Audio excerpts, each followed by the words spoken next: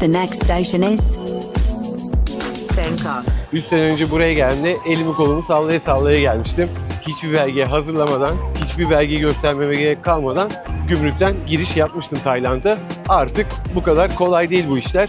Çünkü yeni bir sistem getirdiler ve ne yazık ki artık Tayland vize içinde çok ucuz bir ülke değil. 30 gün limitsiz internet, 1000 baht. Dönüş bileti de almanız gerekiyor. Tayland'dan çıkış yapacağınıza dair elinizde bir bilet olması gerekiyor. Mangkut ve an itibariyle Çin Mahallesi'ne geldik. สถานีต่อไปสยาม ผู้โดยสารสามารถเปลี่ยนเส้นทางไปสายสีลมได้ที่สถานีนี้ โดยประตูรถจะเปิดด้านขวา Next station สยาม Interchange with Silom Line. Havaalanındaki 7 numaralı terminalden çıktığınızda tam karşınıza S1 numaralı otobüs çıkacak. Bu da Khao San Road'a gidiyor arkadaşlar. Khao San Road bölgesine. Bu otobüsle çok rahat ulaşım sağlayabilirsiniz. Havalimanındaki herhangi bir döviz bürosundan da paranızı değiştirebilirsiniz. Komisyon yok. Henüz internet almadım. 7-Eleven marketten internet alacağım. Çünkü en mantıklı seçenek 7-Eleven marketlerde burada internet.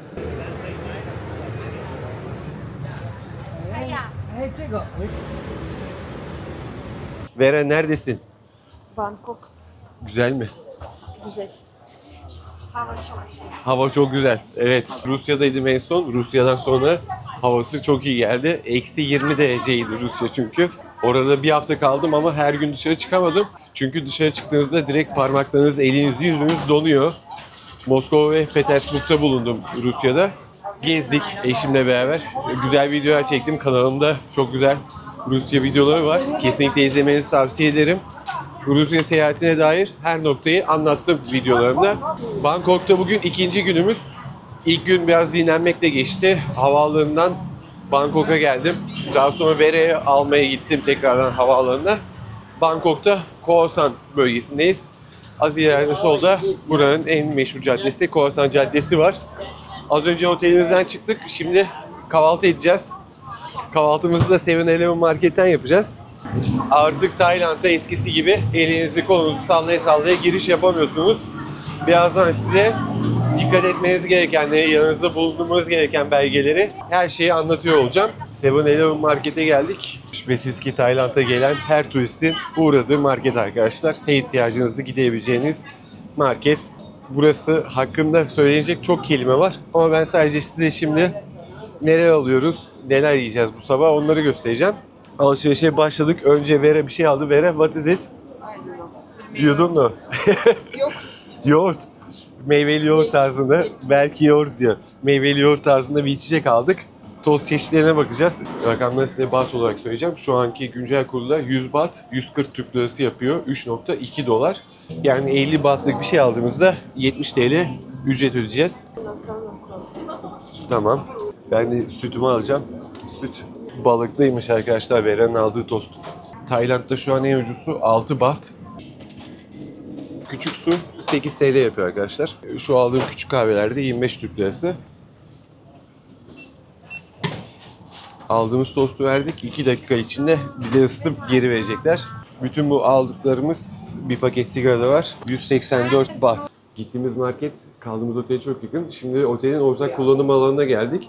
Videonun ilerleyen kısımlarında da kaldığım oteli size göstereceğim. Otelin odasını göstereceğim. Burada küçük bir ortak kullanım alanı var böyle. Tam da caddenin yanında kalıyor. Burada kahvaltımızı yapacağız. Daha sonra da şehirde bir tur atacağız. Otelin tam karşısında burada çalışanlara ait tezgah var. Buradaki çalışanlar da burada boş zamanında kıyafet satıyor, hediyelik eşya ve sim kart satıyor. Buradaki sim kart 7-Eleven marketten daha ucuz. 100 baht fark ediyor fiyatı. 7-Eleven markette 30 gün limitsiz internet 1000 baht. Burada 900 baht'a satıyor arkadaşlar. See you later bro. Biz de yürüyüşümüze başladık. İlk durağımız Chinatown olacak. Bir 40-45 dakika uzaklıkta bulunduğumuz mesafeye. Şimdi buranın en meşhur caddesi Khao San Road'dan geçeceğiz. Gündüz yürümek için gayet ideal bir cadde. Ama akşamda ortam çok farklı oluyor orada. Tayland'ın en meşhur olayı zaten bu sokak satıcıları arkadaşlar. Ben birçok kez denemiştim. Buraya en son 3 sene önce geldim. Özellikle tavuk şişler ve ızgaralar mükemmel oluyor yiyecek konusunda. Burada yerel halk bu marketleri sık sık kullanıyor. Sadece turistler için değil, yerel halk için de bu pazarlar kuruluyor. Ve Khorasan Road'un 50 metre gerisinde bir minibüs durağı var. Gelmişken onu da göstereyim size. Bu minibüs otobüs durağı arkadaşlar. S1 yazan sizi havaalanına direkt götüren otobüsler. 60 bahtta sizi otogara götürüyor. Yaklaşık 1 saat sürüyor Khorasan'dan havaalanına ulaşmak. Trafikle beraber 1 saat sürüyor. Normalde 40-45 dakika bu yol. Ama en uygun ve en hızlı yol bu. Tek araçla Khorasan'dan havaalanına gidebiliyorsunuz S1 yazan otobüslerle. Meşhur caddeye de geldik zaten. Buradan yürüyüşümüze devam edeceğiz biz. Tabii gündüz de kalabalık, sadece akşam değil. Gündüzde birçok insan bu caddeyi ziyaret ediyor. Birçok tezgah var. Kıyafetinden tutun hediyelik eşya dükkanlarına kadar bu tezgahlar yol boyunca devam ediyor. Ve Tayland'a giriş artık kolay değil demiştim. 3 sene önce buraya geldiğimde elimi kolumu sallaya sallaya gelmiştim. Hiçbir belge hazırlamadan, hiçbir belge göstermeme gerek kalmadan gümrükten giriş yapmıştım Tayland'a. Artık bu kadar kolay değil bu işler. Çünkü yeni bir sistem getirdiler. Bu belgenin en önemlisi Tayland Digital Arrival Card arkadaşlar. Bu belgenin kısa ismi de TDAC diye geçiyor. Google'a TDAC yazdığınızda, yani Tayland Digital Arrival Card yazdığınızda Tayland'ın resmi sitesini bulacaksınız. Bu formu doldurmak zor mu? Çok basit arkadaşlar. Sordukları soruların başında pasaport bilgileri, ardından otel rezervasyon bilgisi. Otel rezervasyon bilgisine otelin adresine kadar soruyor. Sadece ismini söylemeniz yeterli olmuyor. Ardından da uçağınızın gidiş ve dönüş tarihi. Yani bu demek oluyor ki dönüş bileti de almanız gerekiyor. Tayland'dan çıkış yapacağınıza dair elinizde bir bilet olması gerekiyor. Dönüş tarihiniz belli değilse arkadaşlar fake bilet alabilirsiniz. Ben eşime öyle yaptırdım. Fake bilet aldım internetten. 16 dolar karşılığında 48 saat geçerli gerçek bir uçak bileti rezervasyonu bu.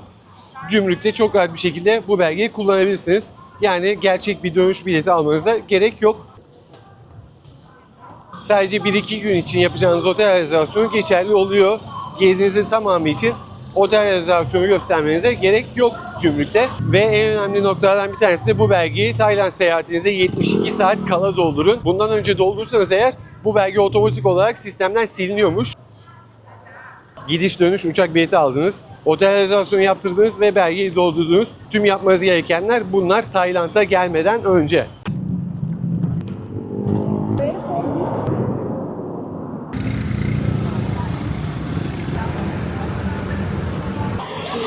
Sawadee-krap. No. Oh, okay. Thank you so much. I try. An itibariyle Çin Mahallesi'ne geldik. Evet, burada da bir ablamız röportaj yapıyor. İşler kötü diyor, hayat çok pahalı diyor.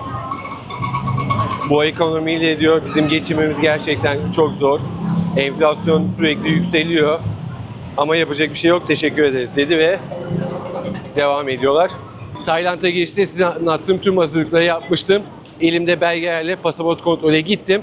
Ve pasaport kontrolü sadece benim pasaportuma baktı, parmak izimi aldı ve ülkeye girişime izin verdi.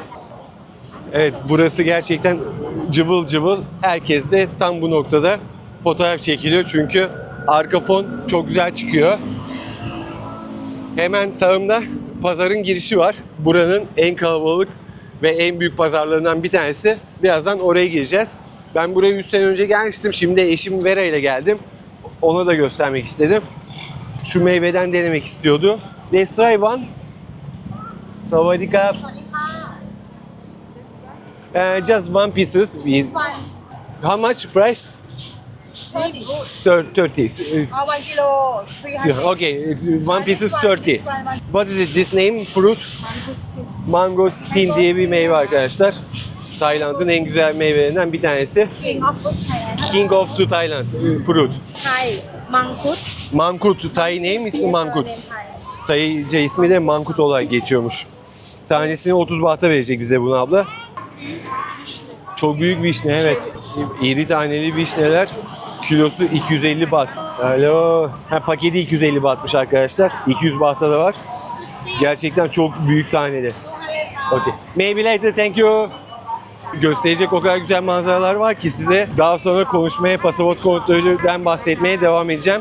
Pasaport kontrolünden geçtikten sonra ilk bakmanız gereken şeylerden bir tanesi pasaportta vurulan damga arkadaşlar.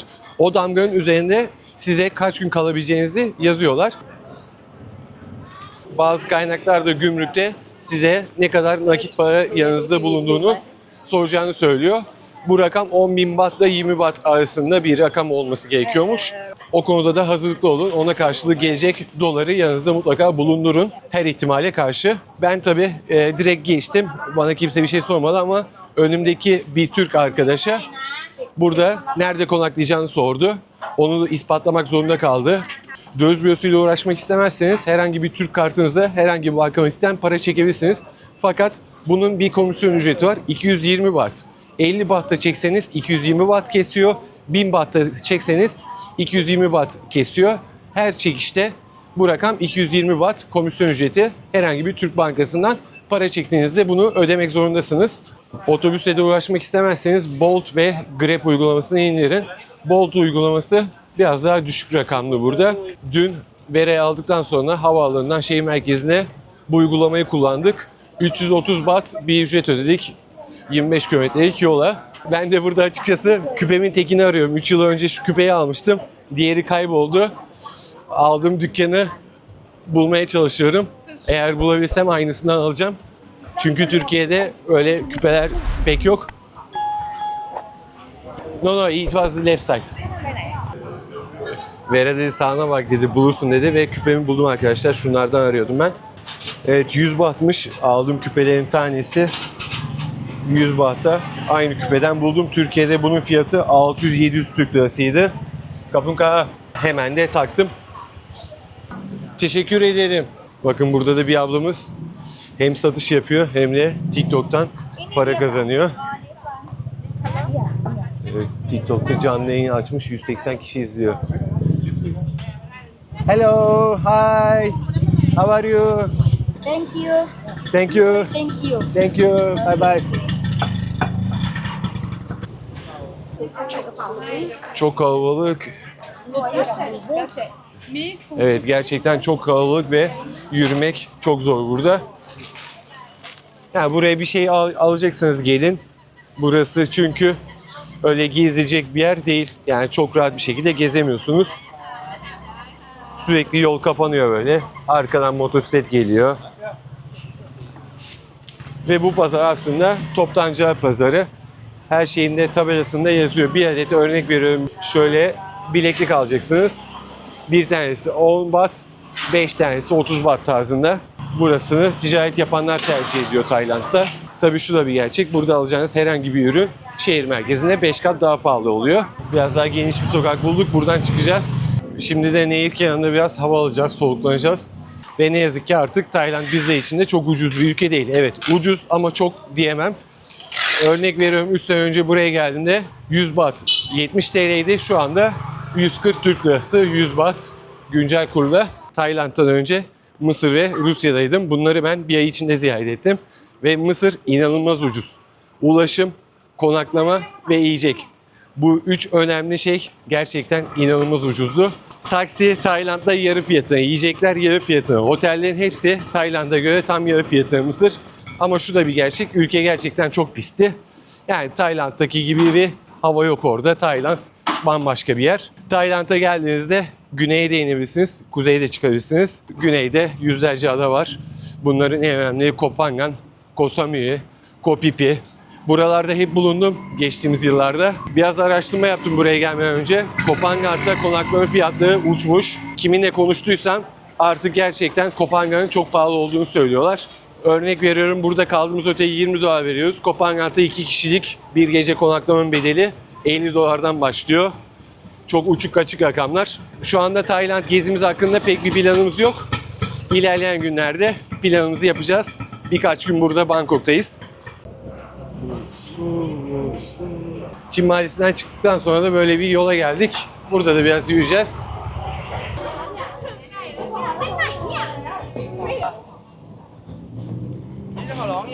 Burası da Wat Po olarak geçiyor. Yine Bangkok'un en turistik, en popüler tapınaklarından bir tanesi.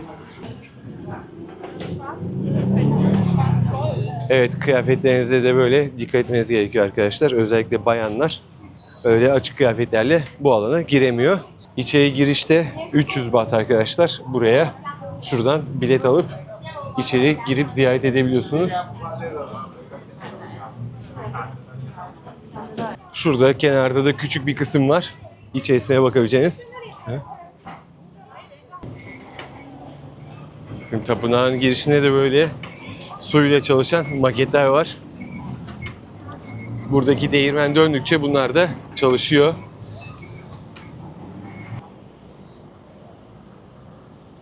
Saati de 5 yaptık yürüye yürüye.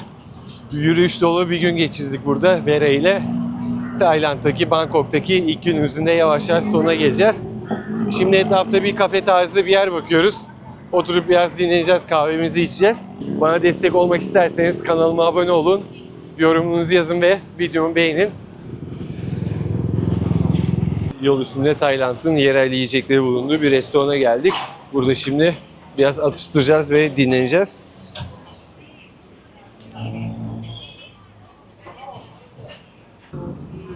Büyük mü? Afiyet olsun. What is it?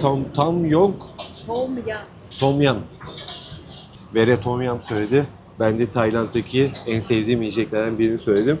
Mango sticky rice. Yemeğimizi yedik ve artık otelimize gidiyoruz. Böylece thank you so much. Böylece bir videonun daha sonuna geldik. Güzel bir gün geçirdik. Buralarda yavaş yavaş kalabalık olmaya başladı. İnsanlar akşam yemeğini yiyecek burada. Elimden geldiğince size Tayland'a giriş hakkında bilgiler vermeye çalıştım. Tayland'da güncel durum bu. Gelirken nereye dikkat etmelisiniz, neler yapmalısınız? Gümrükten sonra ulaşım, ulaşımdan sonra sim kart. Her ayrıntıya kadar elimden geldiğince size yardımcı olmaya çalıştım. Tayland'da daha birçok videom olacak. Beni takip etmeyi ve videoyu beğenmeyi unutmayın lütfen. Bir sonraki videoda görüşmek üzere. Kendinize iyi bakın. Hoşça kalın.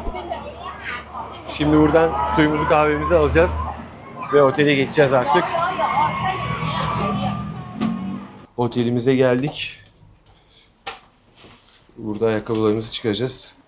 202 numarada bizim odamız. Odamızda böyle küçücük bir oda. Şurada sadece yatak var ve küçük bir sehpa var.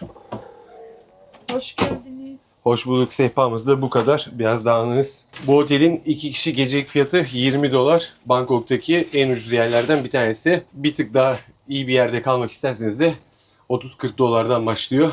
Otel fiyatları da böyle. Kendinize iyi bakın. Hoşça kalın.